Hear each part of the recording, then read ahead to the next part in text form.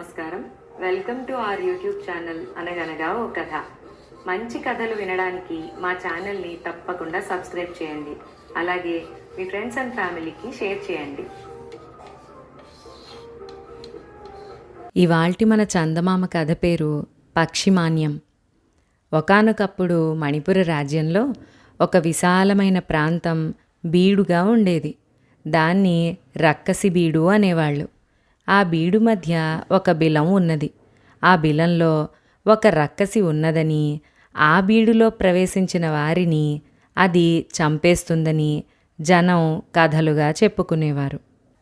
తండ్రి పోయి కొత్తగా రాజ్యాభిషేకం చేసుకున్న సుదర్శనుడు ప్రజల భ్రమలను పోగొట్టాలని రక్కసి బీడును శ్రేష్టమైన వ్యవసాయ క్షేత్రంగా మార్చాలని అనుకున్నాడు. సుదర్శనుడికి సుమంతుడనే స్నేహితుడు ఒకడున్నాడు.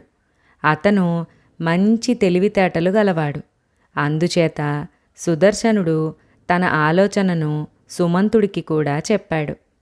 మీ తాత ముత్తాతల కాలం నుంచి జనంలో ఉంటూ వస్తోన్న మూఢనమ్మకాన్ని పోగొట్టడం అంత తేలిక కాదు. అక్కడి బిలంలో రాక్షసి లేదని మనం చెప్పినంత మాత్రాన ఎవ్వరూ నమ్మరు. అందుకని మనమే ప్రజలకు ఏదో ఒక ఆశ చూపాలి.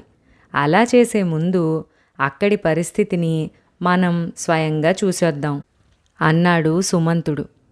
ఇద్దరూ బయలుదేరి ఎవ్వరికీ తెలియకుండా రక్కసి బీడు దగ్గరకు వెళ్ళారు. అది అనేక వేల ఎకరాల ప్రదేశం. దాని మధ్యలో ఒక బిలం ఉన్నది. ఇద్దరూ కొంత దూరం బిలంలోకి దిగారు. కానీ పోను పోను అది ఇరుకుగా అయ్యింది. అందులో రాక్షసి లాంటిది ఉండటం అసంభవమని తేలింది. కానీ ఆ మాటను జనం చేత నమ్మించాలి. సుమంతుడు తన దగ్గర ఉన్న 2 వజ్రాలు తీసి బిలం లోపలికి జారవిడిచాడు. తరువాత వాళ్ళిద్దరూ కలిసి రాచనగరకు తిరిగి వచ్చారు. తిరిగి వస్తూనే సుదర్శనుడు ఇలా ప్రకటన చేశాడు. రక్కసి బిలంలో ప్రవేశించి దాని అడుగున ఏమున్నదో చెప్పిన వారికి రాజుగారు ఘనమైన బహుమానం ఇస్తారు అని. ఈ ప్రకటన విని ఎవ్వరూ ముందుకు రాలేదు. పైపెచ్చు తమ రాజు కుర్రతనం చేత ఇలాంటి ప్రకటన చేశాడని అనుకున్నారు. మణిపుర రాజ్యంలోని ఒక గ్రామంలో భీమయ్య, రామయ్య అని 2 అన్నదమ్ములు ఉండేవారు. భీమయ్య సంసార భారాన్ని పూర్తిగా తన అన్న మీద వదిలి అస్తమానము తన పెంపుడు పావురంతో పావురాలాట ఆడుతూ గ్రామం పక్కగా ఉన్న తోటల్లో తిరిగేవాడు. ఒకసారి భీమయ్యను అన్న రామయ్య చివాట్లు వేసి, ఇలా బతక్కపోతే ఆ రక్కసి బిలంలోకి దూకి చావరాదు అని తిట్టాడు. ఆ వెంటనే భీమయ్యకు రాజు చేసిన ప్రకటన గుర్తొచ్చింది. అన్న తిట్టిన తిట్లకు పౌరుషం వచ్చిన భీమయ్య రక్కసి బిలంలో దూకాలని, అదృష్టం కలిసి వస్తే రాజుగారి బహుమానం పొంది స్వతంత్రంగా బతకాలని, లేదా అక్కడే రాక్షసి చేతిలో చావాలని నిశ్చయించుకున్నాడు. అతను కొంత ఆహారాన్ని వెంట తీసుకుని తన పెంపుడు పావురాన్ని భుజాన ఉంచుకుని రక్కసి బీడుకు బయలుదేరాడు. రక్కసి వచ్చి చంపుతుందేమోనని భయంగా ఉన్నా బిలంలోకి తొంగి చూశాడు. అక్కడ రాక్షసి ఏమీ లేదు, కానీ అందులోకి దిగాలంటే భయంగా ఉన్నది. ముందు తిండి తిని తర్వాత ఏం చేసేది ఆలోచిద్దామని తన ఆహారపు మూట విప్పి ఒక చిన్న రొట్టె ముక్క తుంపి బిలంలోకి వేసి చూశాడు. లోపలి నుంచి ఏదైనా పైకి వస్తున్నట్టుగా కనిపిస్తే పారిపోవాలని అతని ఉద్దేశ్యం. కానీ అతను అనుకోకుండా అతని భుజం మీద ఉన్న పావురం తుర్రుమని బిలంలోకి దిగింది. అది క్షేమంగా తిరిగి వస్తే తాను కూడా బిలంలోకి దిగి రాజుగారి బహుమానం పొందుదామని భీమయ్య అనుకున్నాడు. కొంతసేపటికి పావురం పైకి తిరిగి వచ్చింది. కానీ దాని ముక్కున ఒక వజ్రం ఉన్నది. భీమయ్య పరమానందభరితుడయ్యాడు. తాను వజ్రం సంపాదించుకున్న తరువాత తన అన్న తనను ఏమీ అనలేడు. ఆ ఉత్సాహంతో భీమయ్య ఇంటికి వెళ్ళి తన అన్నకు వజ్రం చూపించి, చూశావా, రక్కసి బిలంలో నుంచి వజ్రాన్ని తెచ్చాను. దీన్ని అమ్ముకుని హాయిగా నా దారిన నేను బతుకుతాను అన్నాడు.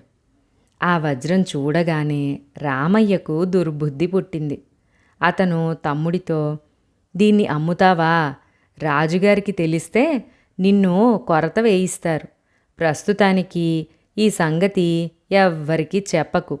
కొంతకాలం పోయాక దీని విషయం ఏదో ఒకటి చేద్దాం అన్నాడు.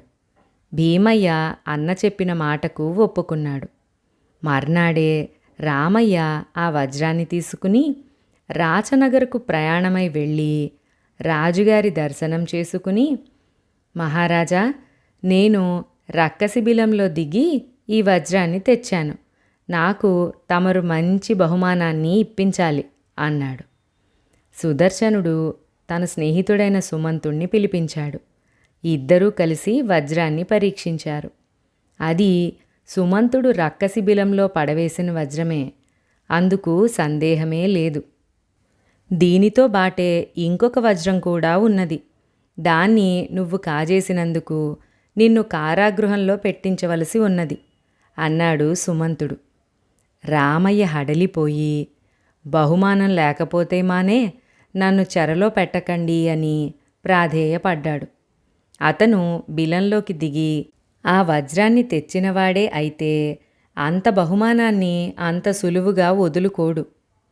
నిజం చెప్పు, నీకీ వజ్రం ఎక్కడ దొరికింది అని సుమంతుడు మళ్ళీ రెట్టించి అడిగాడు. తన తమ్ముడు అబద్ధం చెప్పి ఉండవచ్చు. వాడు దీన్ని ఎక్కడైనా దొంగతనం చేసి ఉండవచ్చు. అందుచేత పీడ వాడి మీదగానే పోనిద్దామని రామయ్య, మహాప్రభో, ఇది నా తమ్ముడు తెచ్చాడు. రక్కసి బిలంలో దొరికిందని చెప్పాడు. నాకు అంతకన్నా ఏమీ తెలియదు అన్నాడు. అయితే నువ్వింటికి వెళ్ళి మీ తమ్ముణ్ణి వెంటనే పంపించు అన్నాడు సుదర్శనుడు. భీమయ్య వచ్చాడు. అతను జరిగింది జరిగినట్టుగా చెప్పాడు. అతని మాటలు నమ్మదగినవిగానే ఉన్నాయి. అతన్ని ఆ రాత్రికి రాజుగారి అతిథిగా ఉంచి మర్నాడు నిండు సభలో పెద్ద సన్మానం చేశారు. ఇతను ధైర్య సాహసాలతో రక్కసి బిలానికి వెళ్ళి అందులో నుంచి ఈ మణిని తీసుకువచ్చాడు. రక్కసి బిలంలో రక్కసి లేదని లోకానికి తెలపడానికి మేమే ఈ మణిని ఆ బిలంలో వేశాం.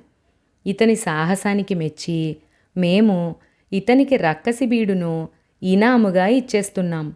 వ్యవసాయం చేసుకోదలిచిన వారు అతనికి బాడుగ చెల్లించి పొలాలు పుచ్చుకోవచ్చును అని రాజు నిండు సభలో ప్రకటించాడు. ఇదంతా చూసిన జనానికి రక్కసిబీడు అంటే భయం పోయింది. అందరూ ఎగబడి భీమయ్య వద్ద తమకు కావలసిన మేరకు పొలాలు బాడుగకు తీసుకున్నారు. ఆ బాడుగలతో భీమయ్య అత్యంత సంపన్నుడైపోయాడు. కాలక్రమాన రక్కసిబీడుకు పక్షిమాన్యమని పేరు వచ్చింది. ధైర్యే సాహసే లక్ష్మి అన్న పెద్దల మాటను నిజమని నిరూపించిన ఈ చిన్న కథ ఇక్కడతో సమాప్తం. మరొక మంచి కథలో మళ్ళీ కలుసుకుందాం. అంతవరకు సెలవు. అలాగే మొదటిసారి మన ఛానల్ని చూస్తున్న వాళ్ళు ఎవరైనా ఉంటే మంచి కథలు వినడం కోసం తప్పకుండా సబ్స్క్రైబ్ చేయండి.